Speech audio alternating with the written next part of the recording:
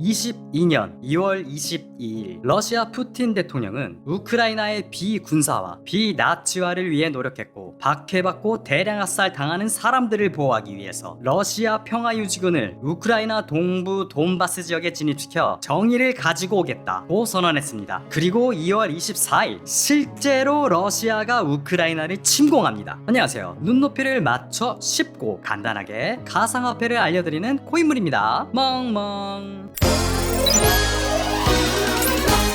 자, 이번에 얘기해볼 내용은요, 러시아가 우크라이나를 침공한 매우 무거운 전쟁 이야기입니다. 앞서 인트로에서 말씀드렸다시피 22년 2월 22일 푸틴 대통령은 우크라이나 침공에 대해 이렇게 설명했습니다. 군사작전의 목표는 지난 8년 동안 우크라이나 정부의 박해와 대량 학살 피해를 본 사람들을 보호하기 위한 것이라고 말이에요. 대량 학살, 박해, 사실 저에게는 개똥 같은 소리로밖에 들리지 않습니다. 제 엉덩이에서 똑같은 소리를 낼 수 있을 것 같아요. 이틀간 참고 있던 제 큰 거를 얼굴에 쏟아주고 싶습니다. 에이.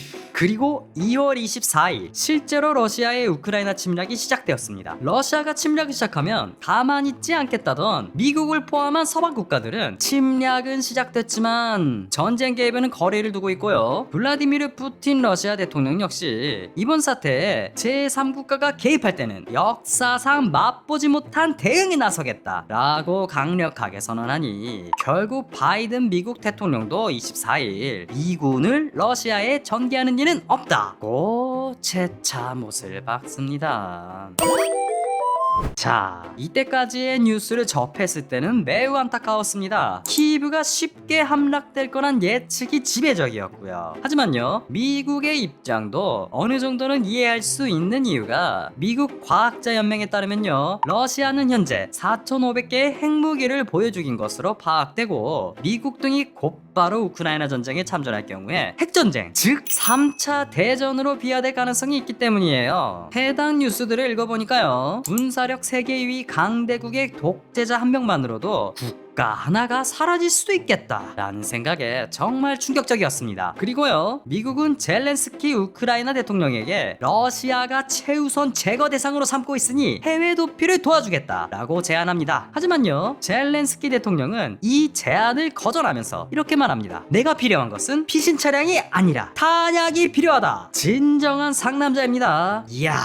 아시아의 작은 반도에 살고 있는 저도 큰 감동을 받았어요. 이전까지 많은 전문가들은 정치 경험 전무한 코미디언 출신 볼로디미르 젤렌스키가 대통령이 되는 것은 우크라이나의 재앙일 것이다 라고 비판해 왔었는데요, 러시아의 우크라이나 침공 이후 젤렌스키 대통령이 보여주는 모습은 기존의 평가를 뒤집기 시작했습니다. 그리고 결상전의 의지를 트위터로 전합니다. 자, 이때부터입니다. 우크라이나와 러시아의 수장에 대한 세계가 바라보는 시각은 양극으로 나누어지기 시작합니다.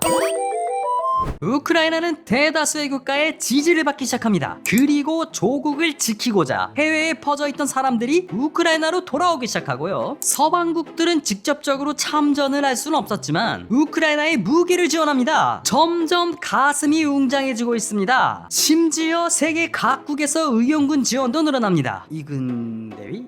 전 세계가 응원하는 우크라이나는요, 선전하고 있다고 판단됩니다. 결국 러시아는 우크라이나를 빠르게 점령하여 친서방 정권을 무너뜨리고 칠러 정권을 세우려던 야심에 차질이 생긴 것은 분명하고요, 전쟁 시작 후 2주가 넘어가고 있습니다. 이와 반대 상황인 러시아의 경우입니다. 소수의 우호국을 제외한 대부분의 국가에게 지탄을 받기 시작했고요, 이어서 서방국들의 강력한 경제 제재가 시작됩니다. 그리고 가장 강력한 제재로 알려져 있는 건요, 미국을 비롯한 주요 7개국 G7은 국제은행 간 통신협회 스위프트 결제망에서 러시아 은행을 배제하기로 결정합니다. 스위프트는요, 세계 200여 개국 1만 100여 개 금융회사가 돈을 지급하거나 무역 대금을 결제하는 전상망으로 차단된다면요, 무역, 외국인 투자, 송금 등의 직격탄을 맞게 되고 러시아의 해외 자금이 묶여 국제 금융시장에서 고립될 수밖에 없어요. 스위프트 퇴출 제재가 금융의 핵무기로 불리는 이유입니다.